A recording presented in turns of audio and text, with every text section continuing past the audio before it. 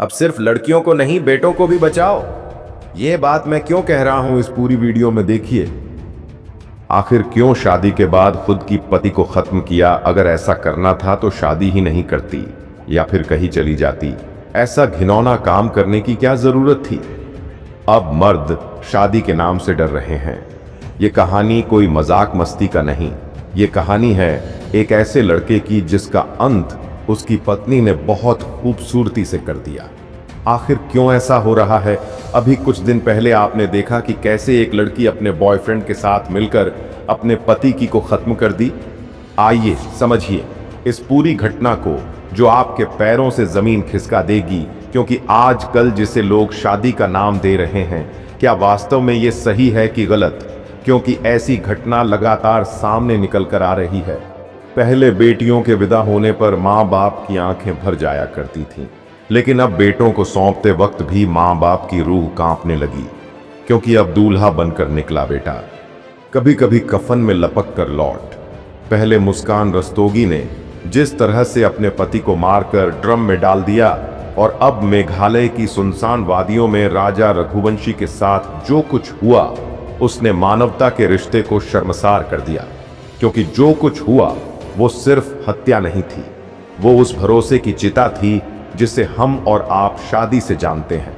क्योंकि कातिल कोई बाहर से नहीं आया था, यह कातिल उसी लड़के की पत्नी थी जिसका शादी के कुछ महीने हुए थे, जिसे लोग प्यार का प्रतीक माना गया। लड़का राजा की शादी की तैयारियों की तस्वीरें देखकर मन से हर उठता है। पत्नी को जिस तरह सिंदूर लगा रहा है या जिस तरह से वो मुस्कुरा रहा है, उसे देखकर मन में यह सवाल उठता है कि हे ईश्वर, अब भरोसा किस पे किया जाए? क्योंकि पत्नी का धर्म क्या होता है? शादी के बाद ये आप अच्छे से समझते हैं। शादी के 7 जन्मों के वचन की कहानियां में ही अच्छी लगती हैं। ऐसा लगता है कि मौजूदा दौर में शादी एक जुआ है, जहां दांव पर कभी भरोसा कभी जिंदगी होती। अगर आपकी किस्मत अच्छी है तो उस शादी में आपको प्यार मिल जाएगा, और अगर राजा जैसी किस्मत है तो आप अखबार की सुर्खियों में आ जाएंगे, जहां पर छपा होगा पति की हत्या। पत्नी के साथ शादी 7 फेरों के बंधन से कहीं ज्यादा 7 बार सोचने का फैसला बन गई है। इन सब के बीच मुस्कान हो या फिर सोनम, इन दोनों के पति और इन दोनों आशिकों के घर परिवार, पढ़ाई लिखाई, शक्ल, सूरत सीरत कुछ भी देख लीजिए तो आपको यह एहसास होता है कि वाकई में प्यार अंधा होता है। क्योंकि अंधा ना होता तो इस तरह के लड़कों के लिए अपने पतियों को मारा ना जाए, और जिस तरह मारा गया है उसके बाद हमको यह समझ नहीं आ रहा कि इस प्यार को हम क्या नाम दें। क्या प्यार कहता है? अपने फायदे के लिए ऐसे किसी इंसान को खत्म कर दे। इन दोनों को देखने के बाद यकीन होता है कि प्यार ना सिर्फ अंधा होता है, बल्कि बेशर्म, बेसुध, बेहया और बेहुदा भी हो सकता है। वरना कौन सी घुट्टी पिलाई जाती है इन लड़कियों को कि एक पढ़ा लिखा कमाऊ पति छोड़कर ऐसे फटीचर और छपरी लोगों को वो गले लगाती है और इनके लिए अपने पतियों को मार डालती। मुस्कान हो या सोनम, आप इनके लड़कों के चैन पर मत जाइएगा। आप जाइए उस बात पर कि इन्होंने किसको छोड़ा है। इनके त्याग को देखिए, और इनको देखकर यह एहसास होता है कि सच में कई बार इंसान आंखों से नहीं मानो गटर से देखता है। मैं अभी भी समझ नहीं पा रहा हूं इनके पतियों की शक्ल से, इनके पतियों के खानदान से, इनके पतियों के रुतबे से, उनके परिवार से, उनकी नौकरियों से। जब इनके आशिकों की मैं तुलना करता हूं तो मुझे समझ नहीं आ रहा, जिनको ये छोड़ कर गई उनके चेहरे में गरिमा थी, उनके घर में शांति थी, अच्छे परिवार से थे, अच्छे कमाने वाले लोग थे। वो शायद जो अपनी बीवी के साथ पूरी जिंदगी खुशी खुशी रहते, और जिनके पास ये गई हैं वो 1 नंबर के नशेड़ी और छपरी वाले लड़के। और अगर इसको प्यार कहते हैं तो यकीन मानिए, प्यार अंधा नहीं, प्यार विकलांग, ये गुनाह जैसा है। और अगर यह प्यार माना जा रहा है तो हमें ऐसा लगता है कि यह प्यार बीमारी है, और इस बीमारी का शिकार बेगुनाह लड़के हो रहे हैं। यही बीमारी जो है वो सोनम को लगी थी जब उसकी शादी हुई 11 मई साल 2025। इंदौर राजा रघुवंशी अपनी दुल्हन सोनम के साथ 7 फेरे ले रहा था। ढोल नगाड़े बज रहे थे, आंखों में सपने थे, लेकिन शायद ही कोई यह जानता था कि यह फेरे प्यार के नहीं बल्कि मौत के। जिसे वो सिंदूर समझ रहा था वो असल में उसकी मौत का तिलक था।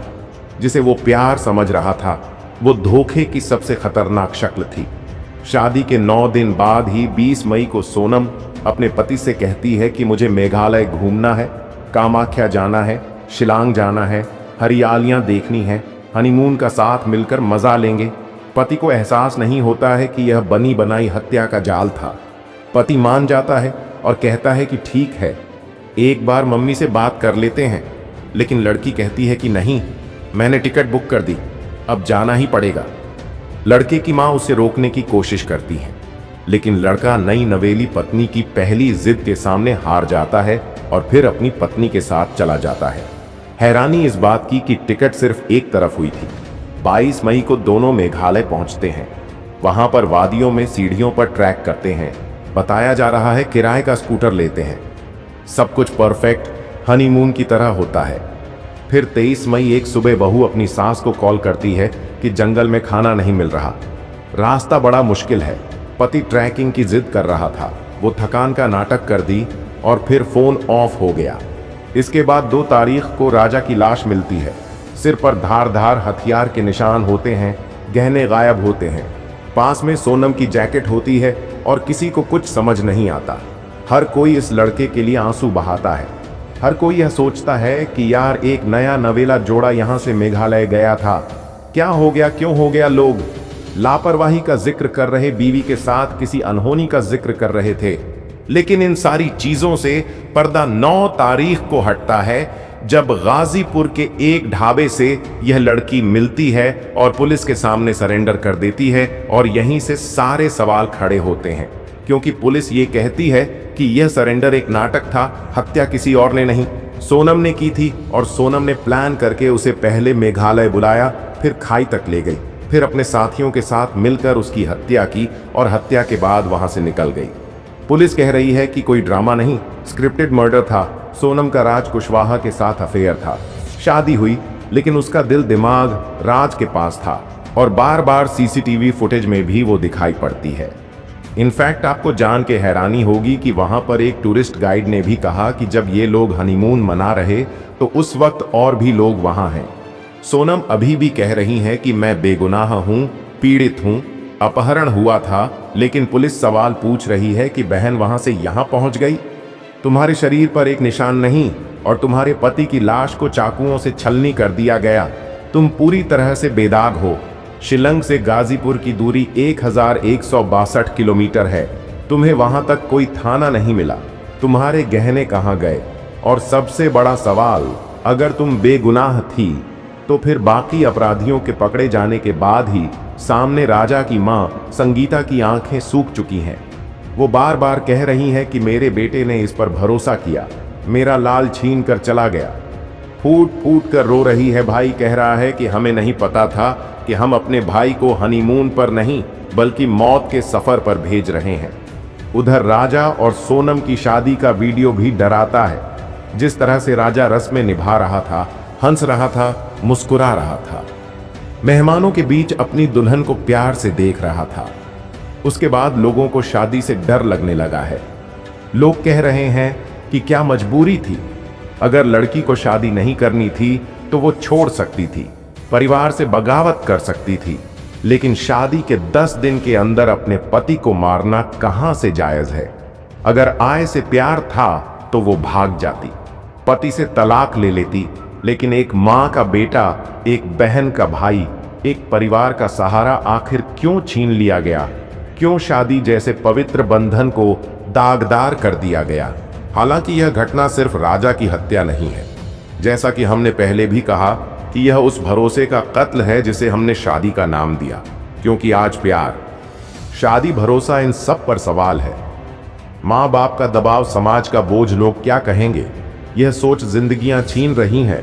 सोनम की शादी जबरदस्ती हुई या नहीं, यह एक सवाल है।